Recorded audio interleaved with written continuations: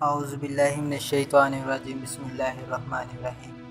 روایت ہے کہ اللہ تعالیٰ نے حضرت موسیٰ علیہ السلام سے فرمایا، تم نے کبھی میرے لیے بھی عمل کیا ہے؟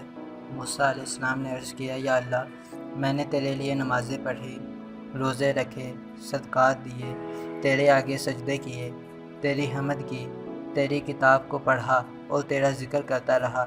رب تعالیٰ جل و جلال نے فرمایا، اے موسیٰ، نماز تیری دلیل، روزہ تیرے لیے ڈھال، صدقہ تیرے لیے سایہ، تسبیح تیرے لیے جنت میں درخت، کتاب کی قرات تیرے لیے جنت میں حور و قصور، اور میرا ذکر تیرا نور ہے۔ بتا، تو نے میرے لیے کیا عمل کیا ہے؟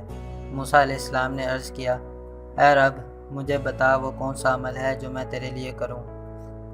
تو اللہ تعالیٰ نے فرمایا، کیا تو نے کبھی میری وجہ سے کسی سے محبت کی؟ کیا تو نے کبھی میری وجہ سے کسی سے دشمنی رکھی ہے؟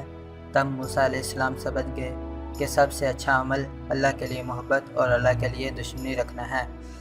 اللہ تعالیٰ ہمیں جو کچھ سنا سمجھا اس پر عمل کرنے کی توفیق عطا فرمائے۔ آمین۔